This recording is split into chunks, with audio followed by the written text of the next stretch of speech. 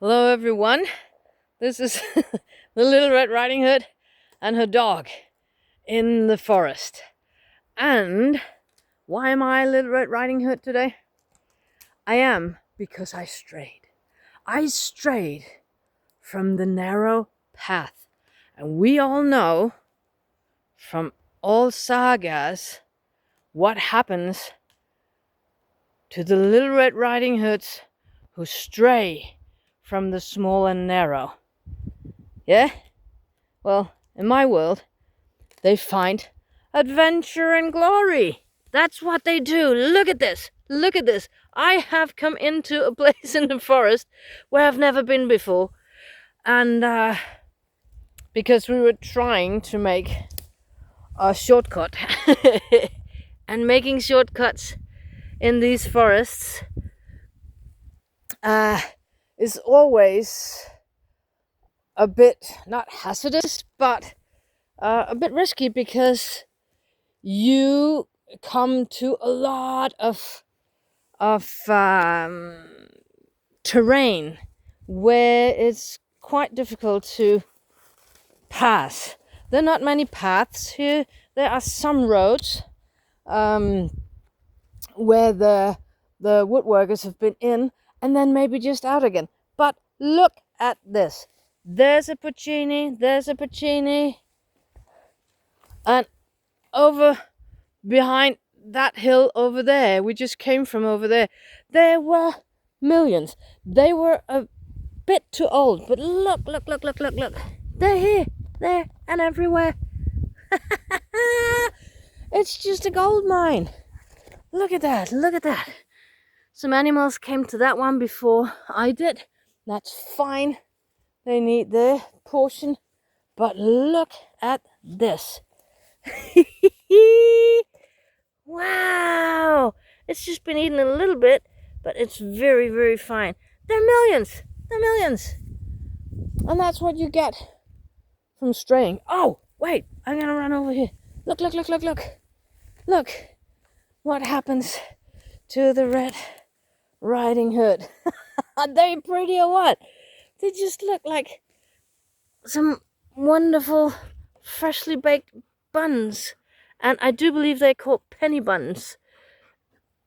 In English anyway. I'm not sure that's an American term. That's probably an English term. British term.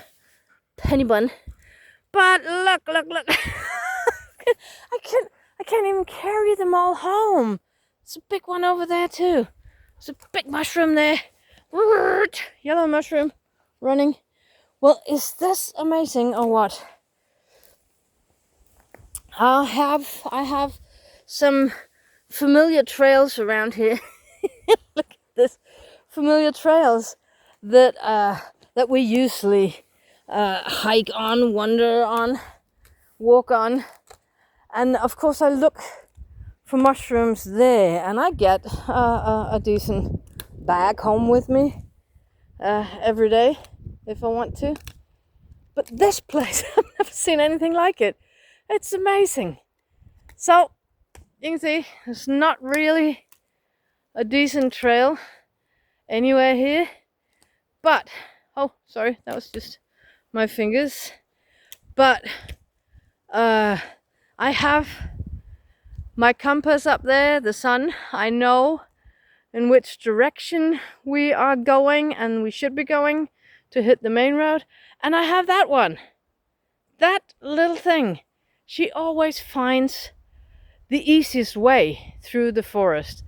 Now, sometimes it's the easiest way for her, for a dog and a deer, because it's the deer who've made those tracks through the forest. They are not always the very best for me as a person. So I prefer when she can find some of the moose trails. She doesn't like that because moose trails can have trees right across them that she has to jump over and stuff. So moose have very long legs and they just trot over everything. And that's not always the best way for her to go. So we compromise sometimes. Don't eat the mushrooms, okay? Just eat the roots. Thank you. Thank you. Thank you. So, yes, adventures come to you when you stray a bit from the narrow roads. And as long as you have your dog, and today I do have a little amount of provision in my backpack, which is over there. So we were heading for a special place where there is a big rock formation that I was going to make a video on. That has to be another day, I think, because now we've been straying back and forth in this forest for very, very long.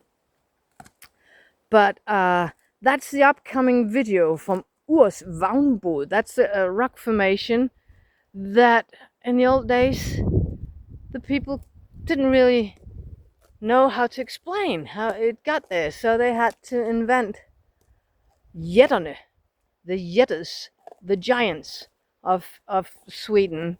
Iceland have their trolls. Norway have some little people living in the mountains. In Denmark, on Bornholm anyway, we have the under-earthlings. And yeah, everywhere in nature where people have been living very close to nature, they have made up religions, myths, sagas about the things that they cannot really explain. And how those big rocks came to lie upon the earth, they couldn't explain that.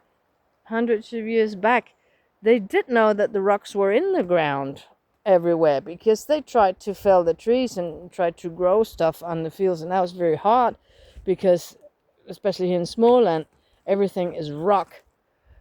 But how did the rocks get on top of the earth? There was no explanation to that. So there had to be some giants throwing them around. And then they had to come up with the stories of why were these giants throwing the rocks around. So they made stories about angry giants, or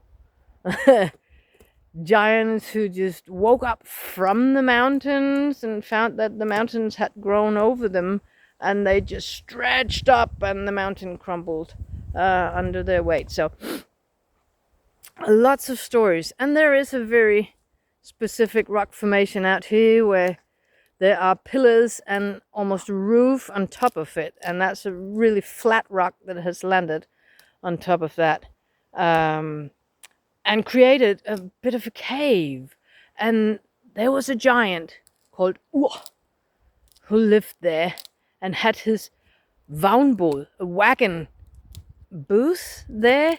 And legend says that he repaired all the wagons for people that were traveling with horse and wagon in the forest, or working with horses and wagons in the forest. I'll get the story more precise for you when I make the video from out there. We're not going out there today because we're going to carry all these porcinis home. That's amazing.